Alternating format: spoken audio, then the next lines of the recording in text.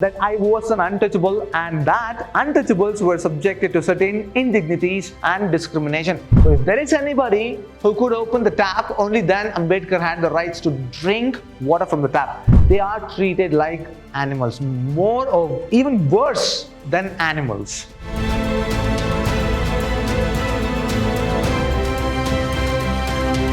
Hello, hi, namaste and welcome to Vidhyaashram First Grade College, the Temple of Excellence.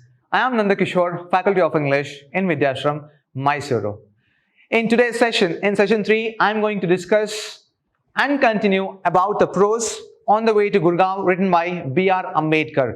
But before I move ahead, let me just give you a quick recap about session 2. In session 2, I had discussed and I had told my readers that Dr. B.R. Ambedkar and along with his family members, right, three other members, they have boarded this cart and they are about to go to Goregaon, where they don't reach at all. It is almost 12 in the midnight and on the way they halt near the toll collector and they sleep there overnight and they decide to leave early in the morning. But before that, they face a lot of problem. They face the problem of water, and B.R. Ambedkar, he goes to the toll collector saying that he is a Muslim and he needs water. But toll collector, he just denies giving him the water, saying that who has kept water for you? If you want water, it is on the hill, and if you want water, please go and get it. And they decide to sleep there, and Ambedkar's brother gives an idea saying that instead of all the four of us sleeping, it's better if two people keep a watch and rest two can sleep. Let us see what happens in today's session. Early at 5 in the morning, our cartman came and suggested that we should start for Goregaon. We flatly refused. Now Ambedkar and all the three, they say, no, not possible. At what time?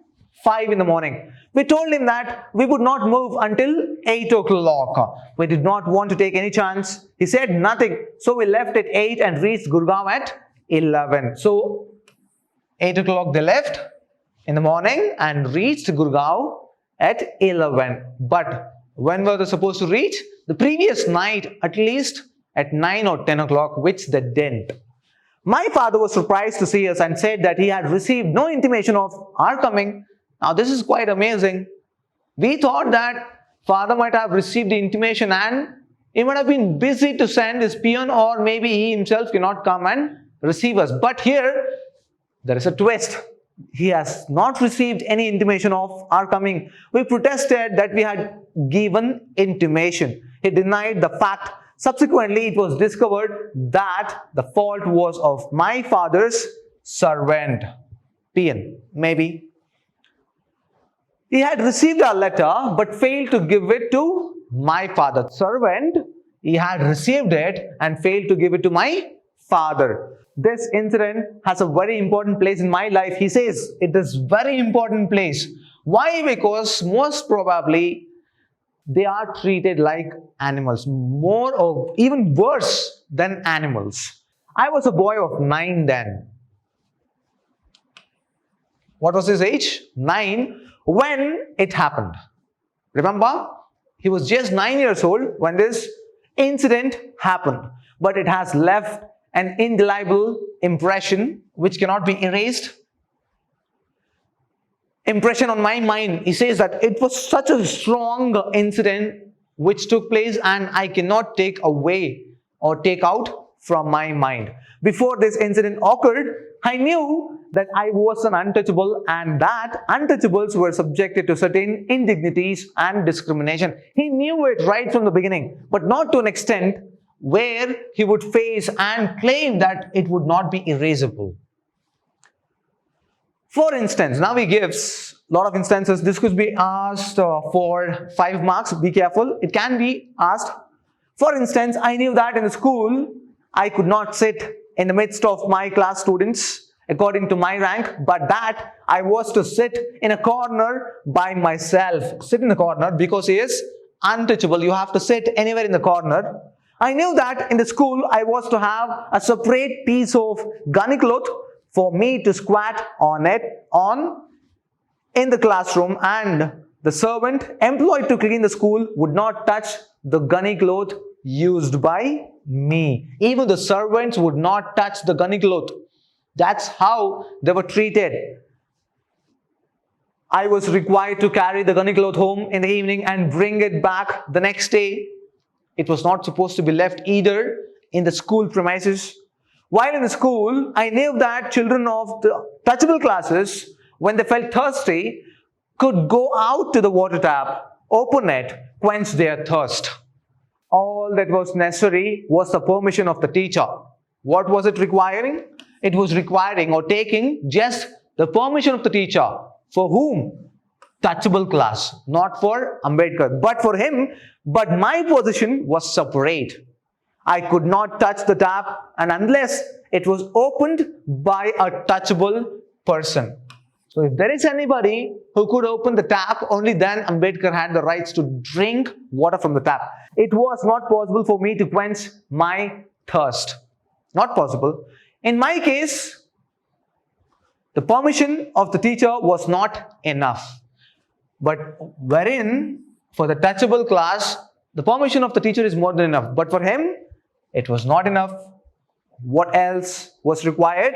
The presence of the school peon was necessary, for he was the only person whom the class teacher could use for such a purpose. Peon is used. If the peon was not available, I had to go without water. In simple, no peon, no water. The situation can be summed up in a statement, no peon, no water. As I told you, no peon, no water. At home, I knew that the work of washing clothes was done by my sister, right? It's done by his sisters. Not that there were no washermen in Satara. He's saying they were washing clothes. It's not just because there were no washermen. Not because of that. Not that we could not afford to pay the washerman. And again he says, it's not just because we could not afford to pay the washerman. It's beyond that. Washing was done by my sister because we were untouchables and no washerman would wash the clothes of an untouchable there. We were not. So we were told that we are untouchables and no washerman would come and take our clothes to wash. Such a pathetic life led by untouchables. And again he continues, the work of cutting the hair or shaving the boys, including myself, was done by our elder sister, who had become quite an expert barber by practicing the art on us. Not that there were no barbers in Satara, not that we could not afford to pay the barber. Such a painful incident, right? And he says that my sister had to cut my hair or give a shave. And she had become an expert in that. Expert barber. It's not because there were no barber, or no, it's not because we could not afford to pay the barbers there. It's only because we were untouchables. And the work of shaving and hair cutting was done by my sister because we were untouchables and no barber would consent to shave an untouchable. All this I knew. Now he says, all this, everything I knew, but still.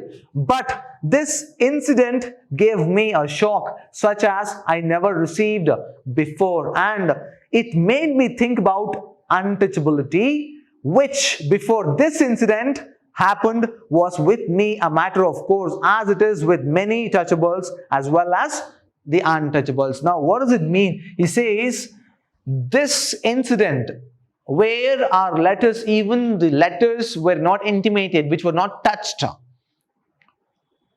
And the servants were very careless and they knew that they had to take no pain, they had to take no responsibility of helping out untouchables here. And he says that it cannot be erased at all. Such is the plight, such is the pain that Dr. Ambedkar went through in his life. He was just 9 years old back then. 9-year young boy went through such a horrible pain, and he says, he claims that it could not be removed from his head, from his memory. Such a horrible condition. So that is about on the way to Goregaon. Now let us try to solve the previous year's question papers questions.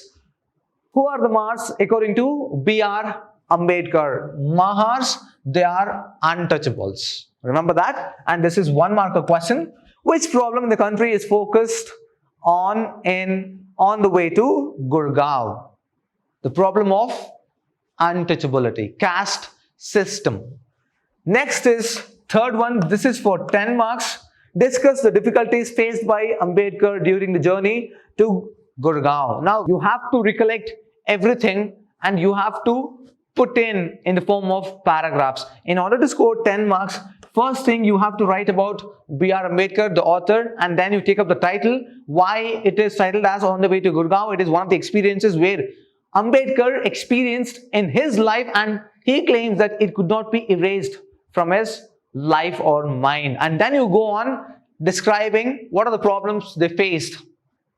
They get on the train, and the moment they get down in station, there was nobody. The first problem, right? And somehow they convince station master hiring the cart, and the cart fellow, the cart man, how he claims that he is not going to pollute himself and walks by the cart. And later what happens, at what time they reach the next day, and what are the problems they face after reaching Goregaon. Even after reaching Goregaon, they face a problem. They get to know that the servant of his father had not intimated him about their arrival. So you're going to write at least 3 paragraphs minimum. Minimum would be 2, not more than 4, and not less than 2 paragraphs. Try to write it. Definitely you can score 10 marks, or maybe not, at least 8 for sure. I can guarantee you that, depending on how well you present your answers. But don't leave out any points while writing your answers. That is how you score more marks. So that is about today's session. I'm going to meet you in my next session. Until then, keep reading. Have a good day. Take care.